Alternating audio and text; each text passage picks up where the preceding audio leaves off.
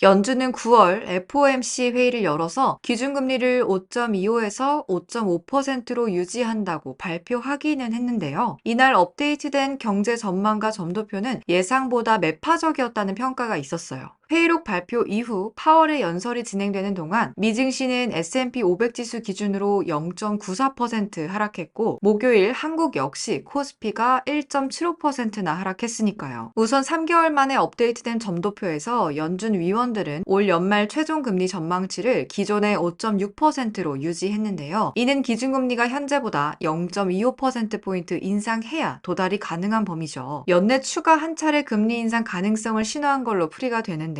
하지만 여기까지는 지난 6월의 전망과 크게 다르진 않아요. 그 말은 주가가 크게 빠질 특별한 이유가 딱히 없었다는 말이죠. 그럼 과연 어떤 점 때문에 주가가 움직인 걸까요? 오늘도 아버지 모시고 얘기 나눠보도록 하겠습니다.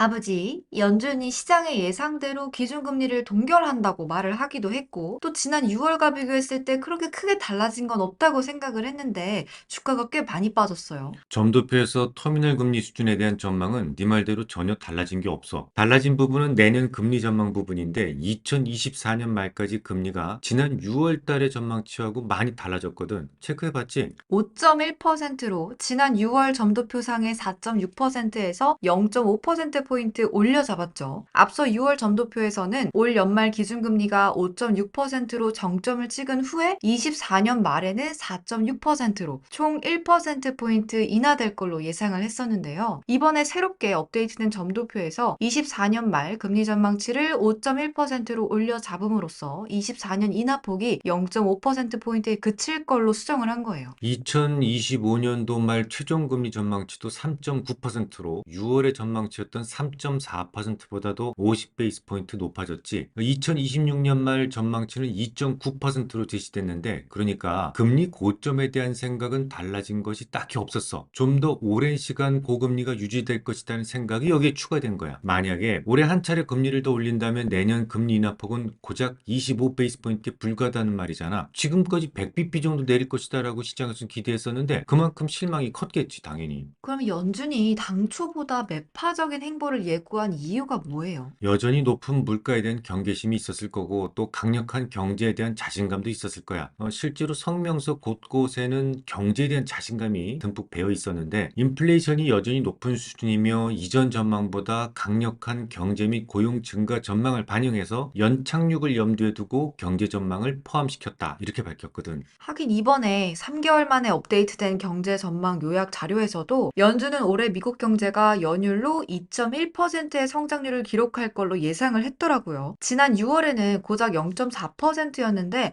이만하면 엄청난 변화예요. 또 뿐만 아니라 소비자 물가 전망치는 연말 3.3%까지 둔화하고 24년과 25년 말에는 각각 2.5%, 2.2%까지 둔화할 걸로 예상을 했는데요. 에너지 가격이 급등하면서 8월 CPI 상승률이 3.7%로 강화했지만 연말까지 둔화세를 이어갈 거라고 낙관을 했어요. 그냥 연준의 전망치가 모두 맞다고 가정을 한다면 물가는 안정될 것이다. 심지어 고용시장의 위축 없이 경제 성장도 이어나갈 수 있다. 한마디로 골디락스를 이룰 수 있다는 말처럼 보이는데, 그렇다면 도대체 시장에 왜 빠진 걸지가 더 궁금해요. 네 말대로 성장이나 고용 다 문제는 없다니까. 하지만 연준의 생각에서 가장 큰 변화는 장기 물가에 대한 전망치야. 물가 안정 목표치인 2%는 2026년도에나 도달할 수 있을 것이다라고 예상을 했었는데, 이는 당초 일부 연준 의원들이 예상보다 훨씬 더 늦춰진 것이거든. 근데 사실 뭐 그 정도는 어느 정도 다 예상했던 부분이라고 생각을 하거든요. 그래서 higher for longer라는 말도 회자가 되고 있는데, 연준의 장기 금리에 대한 생각이 조금 바뀌었다는 걸 100% 인정을 한다고 해도 그거에 대한 반응, 그러니까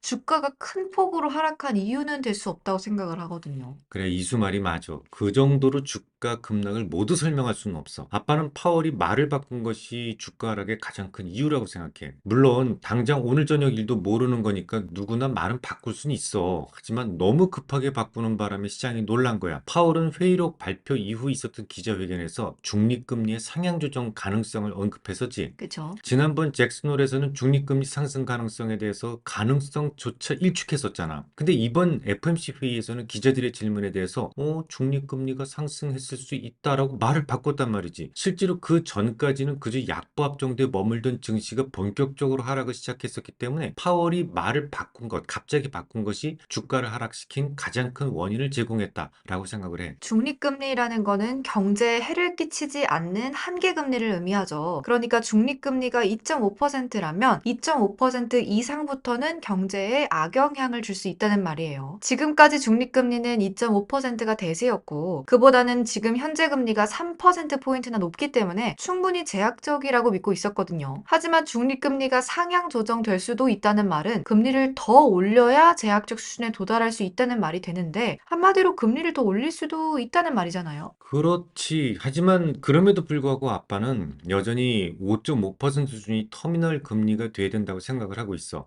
세 가지 정도 이유를 좀 말해줄게. 첫 번째, 우선 점도표 자체를 믿기 좀 어려워. 파월은 FOMC 성명 발표 이후에 기자회견에서 업데이트된 점도표에 대해서 이렇게 얘기한 적이 있어. 실제로 이루어질 계획이라고 말하고 싶지는 않다. 대신 경제가 몇 달 전 예상보다 나아질 것이다라는 연준 관리들의 견해를 반영한 전망이다. 라면서 이 점도표대로 가지 않을 수도 있다는 것을 넌지시 던졌거든. 근데 원래도 점도표는 크게 신뢰하진 않는다고 말씀을 자주 하시긴 하셨는데 돌이켜보면 점도표가 맞았던 적은 그렇게 많지 않았던 것 같긴 해요. 그렇지. 그리고 두 번째 이유는 9월부터 학자금 대출 상환이 재개되기 때문이야. 이 미국은 유대인들을 빼고는 대부분 학자금 대출이란 늪에 빠져 살거든. 뭐 심지어 뭐 한 45세까지도 저거 갚는 사람도 있다고 그래. 이게 바이든 정권에 와서 잠시 유보된 것뿐이거든. 이미 30일 연체율이 반등을 시작하고 있기 때문에 학자금 대출 상환이 재개된다면 아무래도 미국의 가계 부담은 한층 커질 수밖에 없겠지. 마지막으로 한계 기업들의 부도도 증가하기 시작했다. 뭐 이것도 중요한 이유로 꼽을 수가 있어. 올해 들어서 450개 이상의 회사가 부도 처리됐거든. 만약 이런 상황에서도 금리를 더 올리겠다고 한다면 뭐 좀 다른 의도가 있다고 생각할 수 있지 않겠니? 다른 의도라면 어떤 의도? 연준이 뭐 하는 곳이야? 달러를 관리하는 곳이잖아. 그 때문에 그 달러가 세상에서 널리 쓰이기를 누구보다도 원하고 있다고 볼 수 있지. 하지만 달러의 점유율이 조금씩 하락하고 있다는 얘기를 얼마 전에 했었는데 현재 글로벌 외환 보유고 상황이 어때? 올해 1분기 기준 글로벌 외환 보유고 내에서 달러의 점유율이 59.2%를 기록했죠. 관련 데이터가 집계된 1995년 이후로 거의 최저치라고 하는데 다음으로 유로화의 점유율은 19.8%, 엔화는 5.5%, 위안화는 2.6%를 기록했어요. 달러의 점유율이 갑자기 떨어진 이유가 뭘 것 같아? 그 중에서 유로화도 아니고 엔화도 아니고 위안의 점유율이 높아졌기 때문이야. 위안의 점유율이 눈에 띄게 늘어나고 있지. 얼마 전까지만 하더라도 2%에 불과했었거든. 근데 지금 얼마야? 2.6%나 차지하고 있어. 아빠가 급격하게 위안화의 점유율이 언제부터 커졌다고 얘기한 적 있었지? 석유 거래에서 위안화가 결제 통화로 쓰이게 되면서부터라고 하셨어요. 맞아. 분명한 것은 달러의 국제적 위상이 과거와 같이 견고하지 않다는 것이고 글로벌 외환 보유고 내에서의 달러의 비중은 하락세를 지속하고 있다는 점이야. 그렇다면 달러 가치를 보호하기 위해서 달러에 대한 보유 가치, 즉 금리를 올릴 수 있는 것이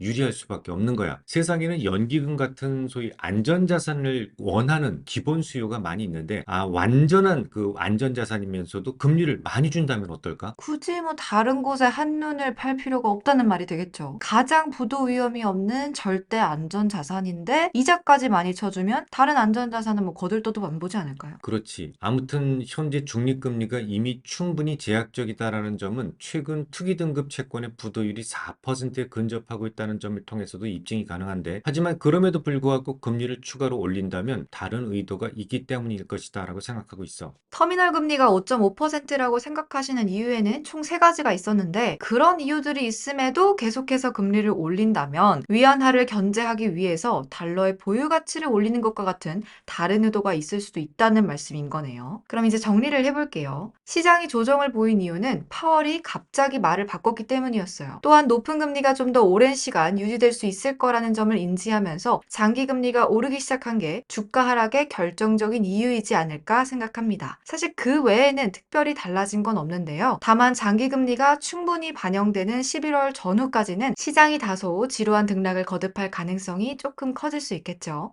오늘도 유익한 시간 되셨길 바라고요. 다음 시간에도 유익한 이야기 나누고 싶으시다면 좋아요, 구독, 댓글, 알람까지 아시죠? 그럼 안녕!